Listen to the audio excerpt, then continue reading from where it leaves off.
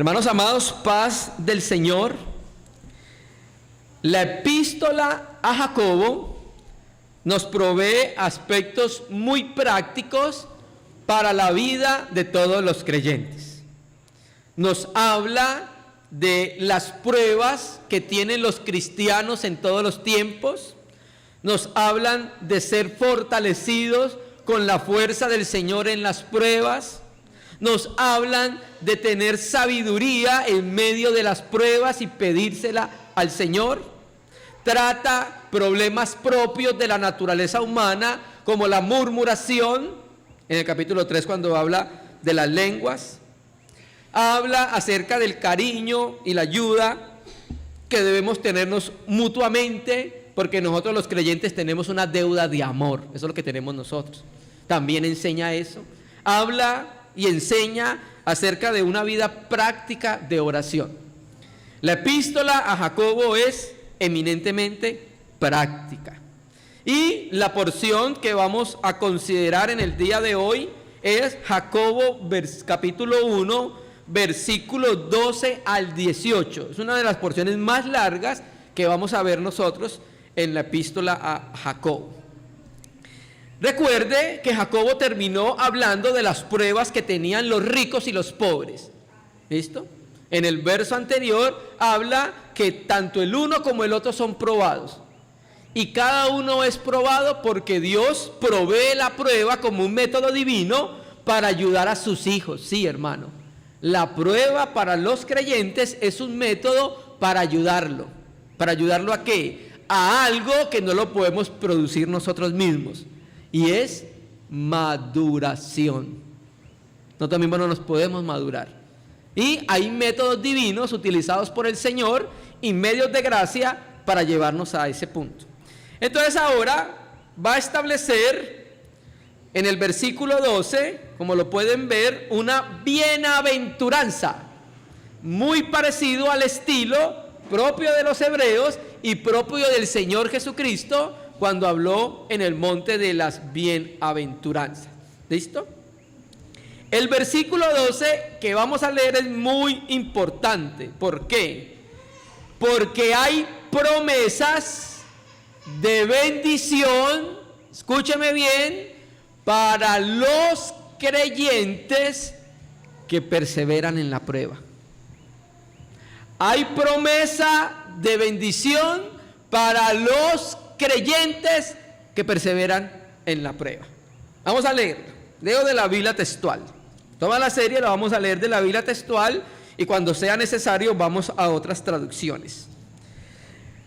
Bienaventurado el varón que soporta la prueba, porque al ser aprobado recibirá la corona de vida que prometió a los que le aman. Voy a leerlo de Reina y Valera 60. Hay una pequeña diferencia que quiero que la conozcamos. Jacobo, capítulo 1, versículo 12, dice: bienaventurado el varón que soporta la tentación, porque cuando haya resistido la prueba, recibirá la corona de vida que Dios ha prometido a los que le aman. ¿Sí ve la primera diferencia entre una traducción y la otra? Bienaventurado el varón que soporta la tentación, Reina Valera 60, y Biblia textual, bienaventurado el varón que soporta la prueba. ¿Sí ve? Una es tentación y la otra es prueba, hermanos.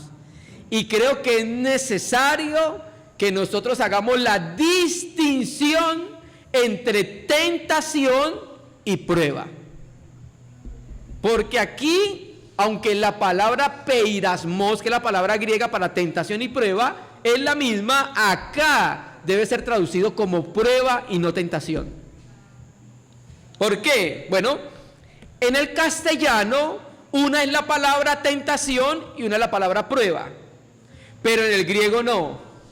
En el griego es una única palabra, que hay veces peirasmos se traduce como prueba o hay veces se traduce como tentación, hermanos. ¿Listo?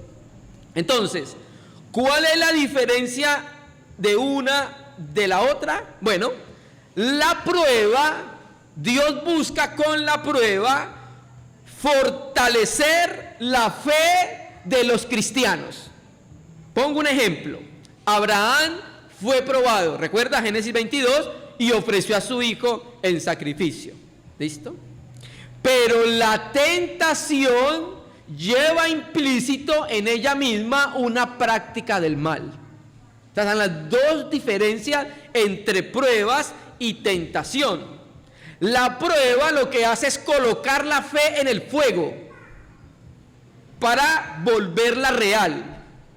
Pero la tentación está relacionada con nuestra naturaleza caída y trata de llevarnos a la desobediencia. Y debemos establecer esas claras diferencias entre prueba y tentación. ¿Listo? ¿Por qué? Porque el mismo texto establece la diferencia. Bienaventurado el varón que soporta la prueba, porque al ser aprobado recibirá la corona de justicia. Bienaventurado, feliz, dichoso significa la palabra. Es una persona que tiene un gozo interno. Bienaventurado el varón. ¿Cuál varón? Recuerda el verso anterior. Pobre o rico, que soporta la prueba. Ahora, llamo la atención a esta palabra soporta. ¿Por qué? Porque esta palabra soporta en Reina y Valera 60 aparece como, sí, también lo mismo, soporta. Y es una palabra que ya nosotros hemos visto y es necesario que la entendamos. Voy a leer de la Biblia de las Américas el mismo versículo porque me trae una correcta traducción de esta palabra. Ya se la voy a leer. Jacobo 1, versículo 12. Dice, de la Biblia de las Américas, bienaventurado, póngale atención. Bienaventurado el hombre que persevera bajo la prueba. ¿Sí ve? Bienaventurado el hombre que persevera bajo la prueba, porque una vez haya sido aprobado, recibirá la corona de vida que el Señor ha prometido a los que le aman. Entonces, hermano, esa palabra soporta se traduce más adecuadamente como persevera. Bienaventurado el varón que persevera. ¿Sabe dónde aparece esta palabra? En Mateo 24:13. Se lo voy a leer y sé que se va a acordar. Mas el que perseverare hasta el fin, ese será salvo. ¿Recuerda? Bueno, es la misma palabra griega, hipomoné. Entonces tiene más sentido traducirla que persevera, porque en los versos anteriores que hemos escuchado nos está enseñando a los creyentes a ser perseverantes en la prueba. ¿Listo? Entonces, bienaventurado el que persevera, y como el verbo está en tiempo presente, quiere decir que es constante. Que a pesar de lo que está sintiendo, a pesar de lo que está sufriendo, a pesar de cómo está siendo probado, a pesar de todo eso, sigue constantemente. ¿Y cómo sigue? Dándole gloria y honor al Señor. Ese es el que persevera en medio de la prueba. ¿Listo? Bienaventurado el hombre que persevera bajo la prueba, como dice la Biblia de las Américas, porque una vez haya sido aprobado recibirá la corona de vida que el Señor prometió a los que le aman. ¿Listo? Entonces mire que el que persevera bajo la prueba es bienaventurado. ¿Por qué? Ahí lo va a explicar. Porque cuando es aprobado va a recibir algo. ¿Sí me entiendes? ¿Por qué es bienaventurado? Porque pasó la prueba, fue aprobado en la prueba. Esa palabra aprobar nos habla de una persona puesta a prueba y salir aprobada en medio de esa prueba. Entonces este hombre es bienaventurado porque fue aprobado en la prueba. ¿Por qué es bienaventurado? Porque tiene gozo interno, porque va a recibir algo. Lea su Biblia. Porque al ser aprobado recibirá la corona de vida que Dios ha prometido a los que le aman. Entonces, ¿qué nos enseña Jacobo a través del Espíritu Santo? que hay una promesa de bendición para el creyente que persevera en las pruebas. Y yo sé que es difícil, hermanos. Hay pruebas muy terribles para nosotros. Hay pruebas en las cuales nosotros quisiéramos meter la cabeza en la tierra y que cuando la sacáramos, como el avestruz, ya todo estuviera normal, ya todo hubiera pasado, ya no hubiera sufrimiento, ya no hubiera dolor. Pero el Señor dice que no es esa la manera. Nos da fortaleza para que con su fortaleza podamos enfrentar esa situación. Y si perseveramos, no lo merecemos, pero el Señor va a dar un galardón al que persevera en medio de esa situación. Y aquí lo dice el texto, que tiene que ver con la serie que estamos viendo, las coronas celestiales. Vamos a verla muy rápido acá. Entonces, el bienaventurado es el que la soporta, el que permanece, el que persevera. Ese es el bienaventurado, hermanos. ¿Listo? Ese es el bienaventurado, el que soporta la prueba. Y aquí la razón para el gozo, bienaventurado es una persona gozosa. Aquí la razón para el gozo no es la prueba en sí misma, porque generalmente la prueba en sí misma no produce alegría. Pero entonces, ¿de dónde viene el gozo? ¿Por qué somos bienaventurados? Por la recompensa que se recibirá por pasar adecuadamente en medio de ella, hermanos. ¿Listo? No es una felicidad a causa de la prueba, sino el gozo que viene por lo que vamos a recibir cuando pasemos aprobado en medio de ella. Hermano, ¿y sabe qué indica una fe que persevera en medio de la prueba? Que es una fe digna de confianza, que es una fe genuina, porque ha sido probada. Eso es lo que muestra. ¿Listo? Porque el cristiano aprobado es bienaventurado, porque es el calificado para recibir la corona de vida, hermanos. Y esa corona es una manera de simbolizar la recompensa para sus hijos. Y esta corona la vamos a estudiar más profundamente cuando veamos las coronas celestiales, que vamos a estudiar la corona de vida. ¿Listo? Muy rápidamente ya dijimos que la palabra griega para coronas es estefanos, y esa era una corona que antiguamente se utilizaba de laurel, una guirnalda de laurel o de flores. Inicialmente ellos se lo colocaban los antiguos cuando habían fiestas, cuando habían banquetes, cuando había alegría, pero después en el tiempo romano con los Juegos Olímpicos, cuando un atleta era coronado y quedaba campeón, se le colocaba una corona de estas de guirnalda o de flores o de laurel, hermanos. Y eso era un signo de que este hombre era un vencedor. Bueno, esa es la figura de los que son coronados, hermano. ¿Anhelamos alguna corona de esas? Yo sé que sí, hermano. Yo sé que sí. ¿Listo? Y hay diferentes coronas que el Señor ha prometido en la palabra del Señor. Y a esta corona se le llama ¿cómo? Lea su Biblia. ¿La corona de qué? De la vida. O sea, hay una corona determinada para los hermanos y las hermanas bienaventurados cuando aprueban la prueba, cuando perseveran en medio de la prueba. ¿Listo? Y esa corona nos habla a nosotros de el disfrute pleno de la vida eterna. Nosotros vamos a mirar después, más adelante, las coronas celestiales más minuciosamente. Pero por ahora debemos decir que las coronas son el disfrute de la vida eterna desde aquí hasta la eternidad.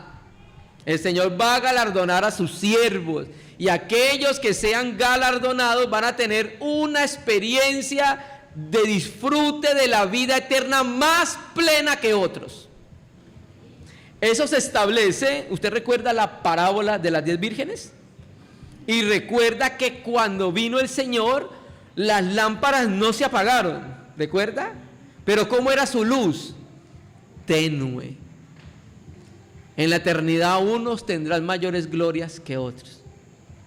Y eso se determina en esta tierra. La manera como servimos, cómo amamos, cómo nos entregamos, cómo nos negamos, cómo ayudamos, cómo servimos al Señor en su casa, hermanos. Amén. Y esta corona es para quienes, lea su Biblia, para los que pasaron por la prueba, perseveraron en la prueba, porque había algo que los movía a seguir adelante. Lea su Biblia. Recibirá la corona de la vida que prometió ¿a quién? A los que le aman. Y el verbo está en tiempo presente, o sea, a los que están constantemente amándole. O sea que las bendiciones, estas bendiciones vienen, bendiciones de Dios, vienen sobre los que aman a nuestro Señor Jesucristo con amor inalterable. Así lo dice Efesios 6, versículo 24. La gracia sea con todos los que aman a nuestro Señor Jesucristo con amor inalterable. Entonces, un hijo de Dios que persevera en medio de la prueba es una evidencia que ama a su Señor. Porque el amor no son palabras, el amor son hechos. ¿No lo dice así el Señor en Juan 14? Si alguno me ama, ¿qué dice el texto? Mi palabra guardará. O sea, el amor es algo que se puede tocar. El amor no es algo por allá en las nubes, el amor es algo real, con los pies en la tierra. ¿Listo? Y Dios prueba a sus hijos para producir en sus hijos un carácter aprobado y un carácter maduro. Porque solo a través del quebrantamiento el Señor nos ayuda a madurar. Y el mismo Jacobo coloca un ejemplo. ¿Y sabe cuál ejemplo pone Jacobo? Job. ¿Lo recuerda? ¿Lo ha leído? Yo sé que sí. Leamos el verso, capítulo 5, verso 11, que habla en ese mismo contexto. Jacobo 5:11. Recuerda que estamos hablando de los bienaventurados que soportan la prueba, ellos recibirán galardones. Jacobo 5:11. He aquí, llamamos bienaventurados a los que permanecieron firmes, dice esta traducción. ¿Quiénes permanecieron firmes en medio de la prueba? ¿Usted recuerda qué fue lo que hicieron los amigos de Job? ¿Qué hizo la esposa de Job? Le dijo, maldice a Dios y muérete. ¿Sí me entiendes? Y en medio de todo eso, Job se mantuvo firme. El Señor sigue siendo el Señor, pero tienes lepra, estás lleno de lepra, el Señor sigue siendo el Señor. Pero tus bienes se perdieron, el Señor sigue siendo el Señor. Pasó algo con tus hijos, con tus hijas, con tu primogénito, el Señor sigue siendo el Señor. Aquí llamamos bienaventurados a los que permanecieron firmes. Oíste, oíste es por la lectura de la palabra, de la perseverancia de Job, y viste el propósito del Señor, porque el Señor es muy compasivo y misericordioso. Job recibió galardones en vida por perseverar en la prueba. Sí. ¿Usted recuerda cómo termina Job 42? Aumentó el doble de todas las cosas que habían sido de Job. Le dio las hijas más hermosas que había en la región.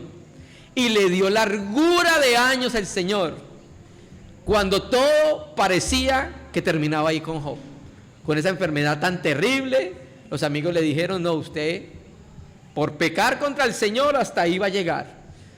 Pero cuando todo parece perdido, está la luz del Evangelio. Está la luz de la palabra. Está el Espíritu Santo, está nuestro Dios que nos fortalece, hermano. Amén.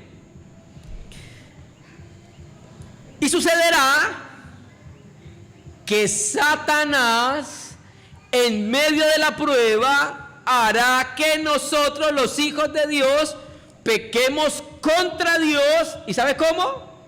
Murmurando contra Él. Es uno de los aspectos que vamos a ver más adelante con la lengua. Verso 13, vamos a mirarlo. Nadie que es tentado diga, soy tentado por Dios, porque Dios no puede ser tentado por el mal, ni tienta a nadie.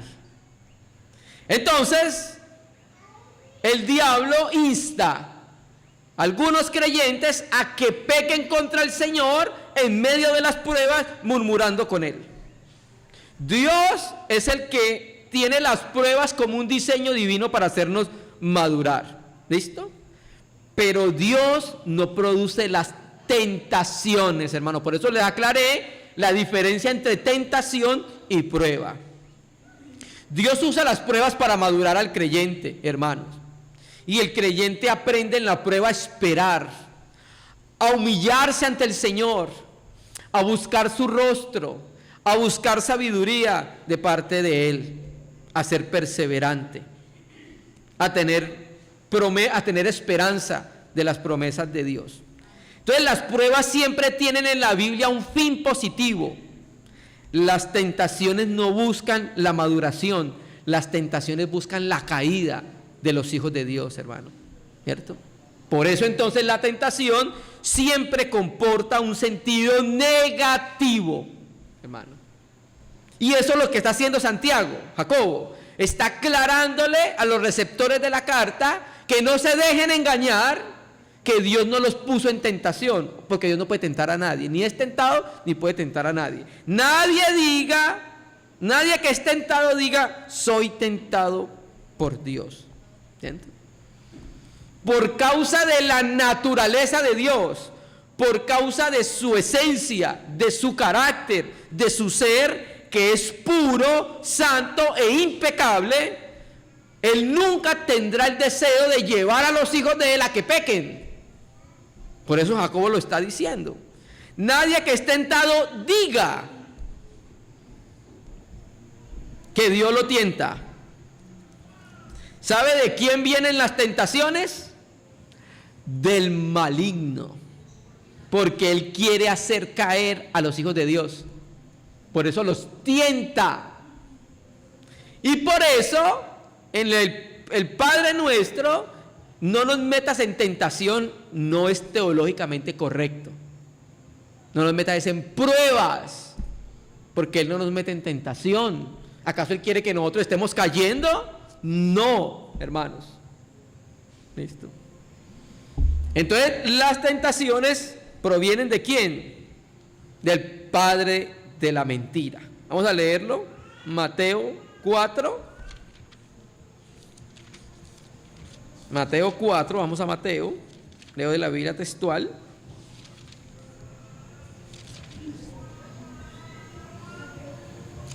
Voy a leer el verso 1 y voy a leer el verso 7.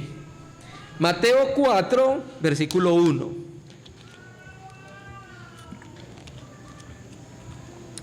Entonces Jesús, impulsado por el Espíritu a subir al desierto para ser tentado por el diablo.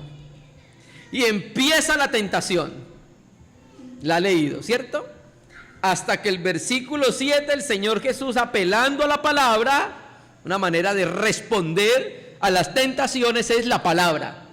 Por eso en la armadura en Efesios 6, la armadura del cristiano, la panoplia, la única arma de ataque es la espada.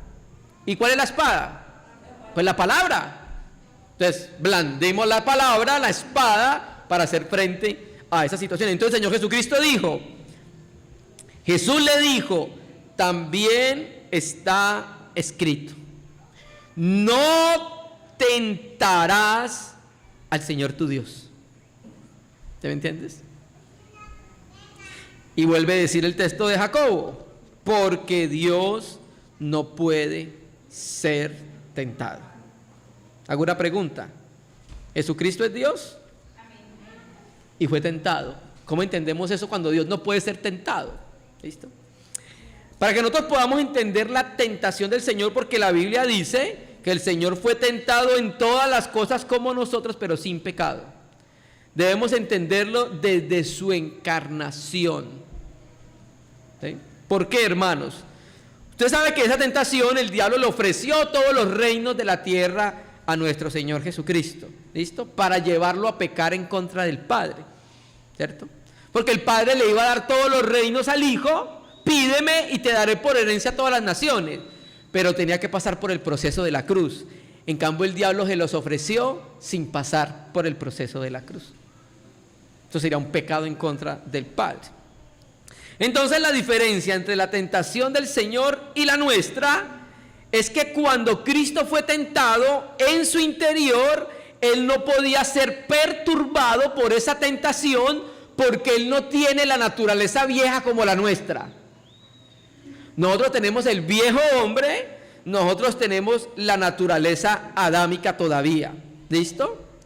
Entonces, cuando nosotros somos tentados, en nuestro interior somos turbados, ¿cierto? Y muchas veces podemos caer en ese tipo de tentaciones. En cambio, el Señor Jesucristo, como Él no tenía naturaleza pecaminosa, Él no tenía el viejo hombre, entonces dentro de Él no había una lucha. ¿Será que sí o será que no? ¿Será que le acepto a Satanás lo que me está ofreciendo o será que no se lo acepto? En cambio, en nosotros que tenemos el viejo hombre y la nueva creación, sí está esa lucha. ¿Será que sí? ¿Será que no? ¿Será que cedo o será que no cedo? ¿Será que es de Dios o no es de Dios? Cuando nosotros tenemos las tentaciones, tenemos una lucha en el interior. El cristiano es una batalla andante, hermanos. Cristo está en nosotros, amén. El Espíritu Santo está en nosotros, amén. Pero también está la naturaleza caída. Y con eso no queremos poner la naturaleza caída muy en alto. Queremos poner la naturaleza divina muy en alto. Porque a través de ella Dios nos da los recursos para hacer lo que nosotros no podemos hacer. Hermano, pero es que es muy difícil. Pero usted se le olvida lo que dice la Biblia, que lo que es imposible para el hombre es posible para Dios. Y yo sé que es muy difícil, pero precisamente nosotros no lo podemos hacer. Tenemos que echar mano a la fuerza divina, en este caso al Espíritu Santo. ¿Listo? Entonces, en Cristo no había esa lucha. ¿Será que, espera, que son todos los reinos de la tierra para mí solito? ¿Sí me entiendes? Él no pensó nada de eso. En cambio nosotros, ¿será? Señor, pero es que tú has dicho que heredaríamos las naciones y qué tal. Sí, Señor, ¿cierto? Entonces, hermano, esa es la diferencia de la tentación del Señor con nosotros, hermanos. ¿Listo? Entonces, ningún esfuerzo del diablo podía despertar dentro del Señor Jesús ningún deseo de practicar el mal. ¿Listo? Pues vamos a Jacobo 1:14. Sino que cada uno es tentado cuando es atraído y seducido por la propia concupiscencia. Póngale cuidado. Algunos cristianos le estaban echando la culpa a Dios de la tentación. ¿Se me entiende?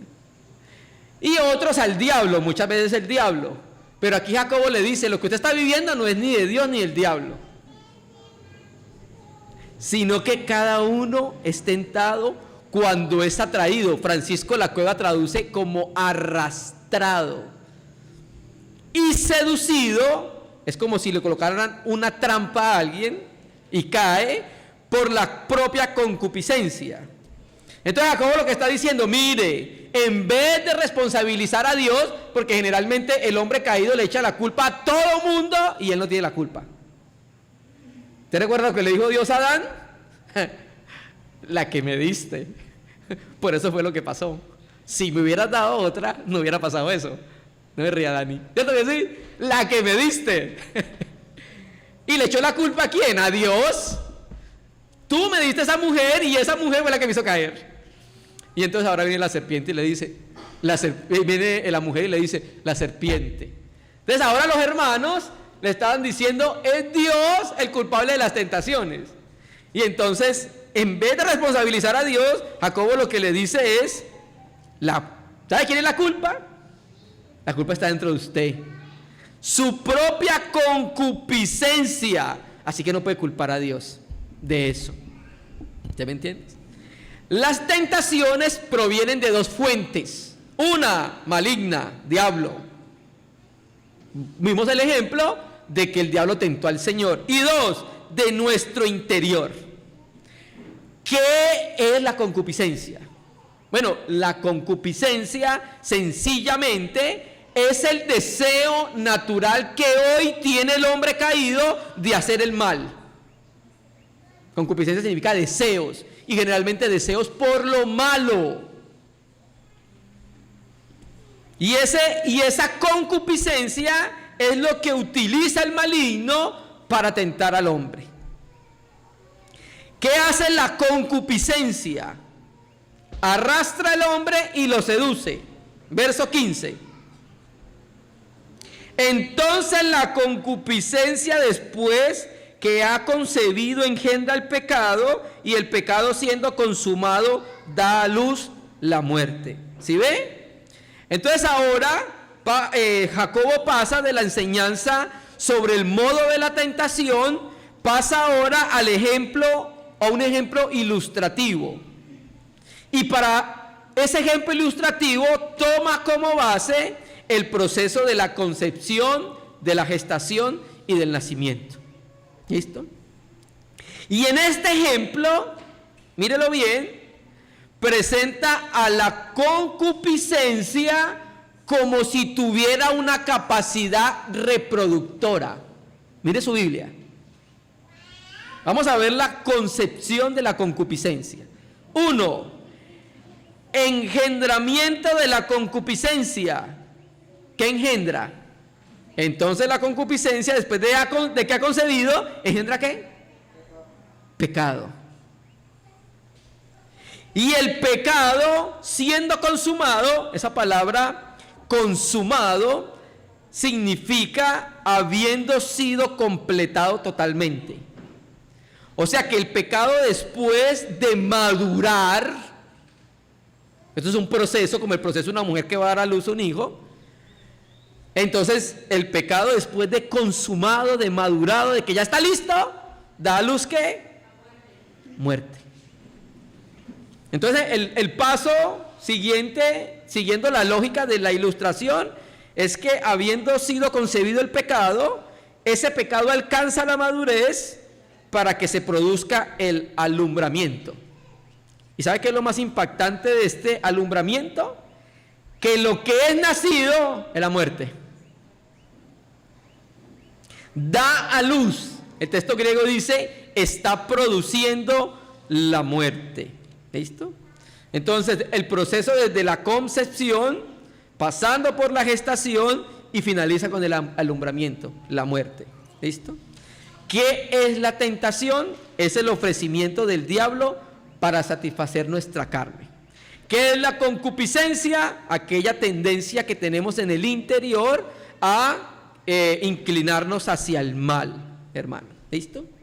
Entonces la parte del diablo es la tentación y la parte, lastimosamente, del creyente es la concupiscencia. Y los dos juntos dan luz al pecado. Y cuando es consumado el pecado, da lugar a la muerte. ¿Listo? Concluyamos. Entonces, lo podemos ver así. La concupiscencia es la madre del pecado. ¿Estamos de acuerdo? Ahí lo dice que lo engendra, ¿cierto? El pecado es el hijo y la muerte es el nieto de la concupiscencia. ¿Qué hace Jacobo con todo esto? Dios no lo tienta a usted. ¿Sí me entiendes? Dios no lo tienta a usted. Usted es tentado por dos fuentes malignas e interior. ¿Me entiendes? Amén. Y termina esa idea con el verso 16. Amados míos, no seáis engañados. O sea, ¿qué es lo que está tratando de decirle? De Dios no procede el mal. Su naturaleza santa le impide que de Él proceda el mal para los seres humanos. Él quiere solo el bien para los seres humanos. Él no tienta a nadie. De Él solo proceden las cosas buenas. ¿Listo? Y esto nos ayuda a no confundir la prueba con la tentación. Porque Dios no es el autor de la tentación. Versículo 17. Ahora vamos a mirar acá que nosotros como cristianos debemos aprender a descansar en la prueba que nos concede el Señor. ¿Sabe por qué? y escúcheme bien, es una buena dádiva celestial, hermano. Es una buena dádiva celestial. Verso 17. Mira lo que va a hacer Jacobo. Ahora va a pasar a decir que lo bueno procede de Dios, lo malo no procede de él y la tentación no procede de él. Toda buena dádiva y todo don perfecto está descendiendo de lo alto, del Padre de las luces, en el cual no hay cambio ni sombra de variación. ¿Listo? ¿Qué pasa a decir Jacobo? Dios no tienta a nadie, ni utiliza la tentación para nadie. Por tanto, lo único que puede proceder de Dios es lo bueno. El don bueno, como dice acá. ¿Listo? Toda dádiva y todo don perfecto está descendiendo de lo alto. Ese de lo alto es desde lo alto. Desde, ¿por qué digo desde? Aunque dice del Padre de las luces, digo desde por la preposición, donde dice del es desde el Padre de las luces. ¿Listo? Entonces, ¿qué trata de decir Jacobo? De Dios solo vienen cosas preciosas, hermano. Él no puede darle lo malo a usted. Y cuando dice que está descendiendo del Padre de la luz, está descendiendo lo bueno, ¿sabe qué implica ese verbo? Un movimiento continuado desde la presencia de Dios a los hombres en la tierra, hermano. O sea, quiere decir que Dios no se detiene en darle cosas buenas a los hombres. Siempre quiere darle lo bueno a los hombres, hermano. Y Jacobo le llama al Dios de lo alto el Padre de las luces o el Padre de las luminarias. ¿A qué se está haciendo referencia Jacobo? Al creador de los astros. Eso que refiere el Padre de las luces son los astros, la luna, el sol, las estrellas. ¿Listo? Y en Dios, miren lo que va a hacer Jacobo acá para seguir mostrando que Dios es bueno y Él no cambia, porque Él siempre, por su naturaleza, le impide cambiar y dar cosas malas y solo da lo bueno. Miren lo que dice: en el cual no hay cambio ni sombra de variación. Voy a leer dos versiones más. Voy a leer Francisco La Cueva porque quiero que entendamos bien la idea de lo que dice Jacobo. Jacobo 1, versículo 18. Dice, 17. Toda donación buena y todo regalo perfecto de arriba es, descendiendo del Padre de las luces, escuche bien, con quien no hay cambio de posición o eclipse por el cambio. ¿Se escuchó? ¿Qué tiene que ver el eclipse con esto? Leo la versión de la Biblia de nuestro pueblo de Luis Alonso Choquer. Voy a leerla acá. Dice, 17. Todo lo que es bueno y perfecto baja del cielo del Padre de los astros, en quien no hay cambio ni sombra de declinación. ¿Qué va a hacer? Porque Jacobo va a introducir términos astronómicos para hablar de las perfecciones divinas de Dios, de la perfección divina, de la fidelidad y de lo bueno. Bueno, utiliza dos términos que hablan de astronomía, no astrología, cuidado, astronomía con N-O, astronomía, no astrología con L-O. ¿Cuál? Donde dice en el cual no hay cambio o no hay mudanza. Literalmente significa no hay paralaje. Y este término en castellano indica las posiciones de un astro en la bóveda celeste. Entonces, ¿qué es lo que está haciendo Jacobo? El contraste es claro. Mientras los astros tienen variaciones según el tiempo, Dios eternamente es invariable. Y dos, el segundo término de figura astronómica es donde dice sombra de variación. La Cueva traduce como eclipse por el cambio. Usted sabe que es un eclipse, ¿cierto? El eclipse es la ocultación transitoria, total o parcial de un astro debido a la interposición de otro astro. Entonces, cuando nosotros vemos un eclipse de luna, un eclipse de sol, es porque uno de los astros se ha interpuesto en el otro. ¿Y qué sucede cuando se interpone? Generalmente se oscurece. ¿Sí me entiendes? Entonces, ¿cuál es la idea de lo que está diciendo Jacobo acá? ¿Listo? Que así como está diciendo, mire, los astros tienen ausencia de luz por ciertos momentos. Ellos pierden la luminosidad con la rotación. Dios no. Dios es luz y es inmutable. Por eso colocó este ejemplo de la astronomía. Dios no se eclipsa nunca. Él es invariable. Y como es un ser invariable, no puede ir en contra de su naturaleza, así que no lo puede tentar. Solo de Él proceden cosas buenas para los hombres. Amén. En Dios no hay periodos de sombras que lo ocultan de nuestros ojos. Siempre está en luz. Y eso era lo que trataba de mostrar Jacobo utilizando estos dos términos astronómicos. Y finaliza hablando de cuáles son las cosas buenas de Dios para los hombres. ¿Y sabe cuáles son aparte de la prueba? Leamos el verso 18. Según su voluntad nos engendró con la palabra de verdad para que seamos primicias de sus criaturas. Hermanos, ¿listo? Por su designio, por su propósito, nos engendró. Esa palabra designio, propósito, habla de la voluntad divina. ¿Cuál era la voluntad divina? Según su voluntad era engendrarnos.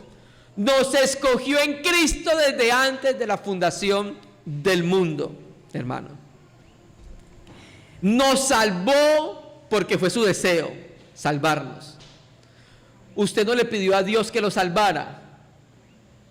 Él hizo un diseño en el cual decidió voluntaria y soberanamente salvar al hombre. Todo aquel que cree en el mensaje del Evangelio. Y ahora dice, aquí el texto, que nos engendró. Míralo ahí, dice. Según su voluntad nos engendró. O sea, ¿qué está tratando de hacer Jacobo? Está contrastándolo con lo que engendra el pecado y con lo que engendra Dios. ¿Me entiende? Está haciendo el contraste. Está hablando de las consecuencias de la concupiscencia que engendra el pecado y trae la muerte, pero está hablando de lo bueno que da el Señor. Nos engendró, dice el texto, y el verbo está en aoristo, hablando de una acción completamente concluida, o sea, lo hizo. ¿Listo? Entonces la concupiscencia da luz al pecado, el pecado da luz a la muerte. En cambio, el Padre de las luces, a través de la obra del Espíritu, nos engendró. ¿Sí me entiende? ¿Cómo nos engendró? Lea el texto. Con la palabra de verdad. Fue el medio que utilizó para engendrarnos. No lo dice así Efesios. Vamos a leer Efesios 1, versículo 13. Efesios 1, versículo 13.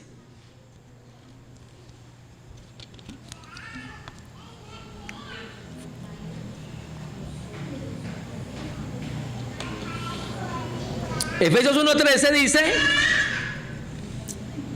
en él también vosotros, escuche la Biblia, habiendo oído la palabra de la verdad, el evangelio de vuestra salvación, y habiendo creído en él, fuiste sellado con el Espíritu Santo de la promesa. ¿Cómo nos engendró? Con su palabra. Cuando escuchamos el mensaje del Evangelio, cuando escuchamos las buenas noticias. ¿Para qué nos engendró? ¿Qué quería Dios con engendrar un pueblo para sí? Jacobo lo dice. ¿Para qué? Ese para qué es propósito y finalidad. Para que seamos primicia de sus criaturas. ¿Para qué entonces nos engendró? Porque Él quería de la raza humana tener un grupo de personas que fueran primicias para Él. Y aquí Jacobo, como buen judío, ¿qué es lo que está haciendo? Está trayéndonos la idea veterotestamentaria del Antiguo Testamento de las primicias. Había una fiesta que se llamaba así, la fiesta de la primicia. ¿Qué eran las primicias? Un grupo de espigas de los primeros frutos de una cosecha que anunciaba una gran cosecha después. Y en el Antiguo Testamento las primicias eran santas y pertenecían a Dios. Tanto el primogénito del ganado, como el primogénito de los hombres, como los primeros frutos de la viña y del campo. ¿Qué quiere decir entonces, hermanos? Que Dios nos engendró por su palabra porque quería tener un pueblo especial para Él. Somos las primicias para el Señor. Qué precioso, ¿cierto? Que el Señor nos tenga como un pueblo especial para Él, hermanos. De todos los seres humanos, solo los redimidos son primicias para el Señor. Un pueblo especial para Él, hermanos. ¿Listo? Entonces, hermanos, en estos versículos aprendemos nosotros aspectos prácticos para nuestra vida cristiana. 1. Permanecer en la prueba, dando gloria al Señor y no murmurando. ¿Recuerda uno de los pecados de Israel en el desierto? Ya han murmurado contra mí 10 veces.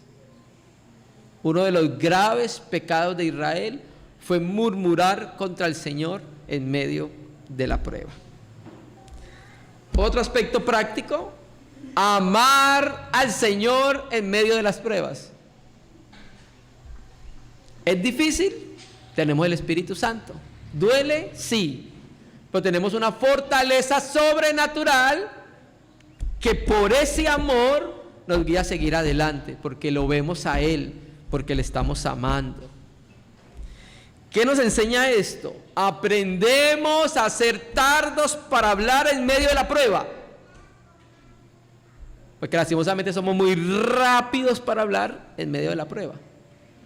Y esto nos ayuda a ser tardos para hablar en medio de las pruebas. ¿Qué más aprendemos? Si hay perseverancia, hay recompensa. Qué precioso, ¿cierto? No lo merecemos. Imagínense, nos van a recompensar por seguir, por hacer lo que vamos a hacer como creyentes, perseverar en medio de las pruebas. Otro aspecto práctico que aprendemos, hermano, entendámoslo. Dios nos prueba con miras a madurar nuestro carácter. Otro aspecto práctico que podemos aprender es esto, la diferencia entre prueba y tentación. Dios nos prueba para fortalecer nuestra fe. Oremos.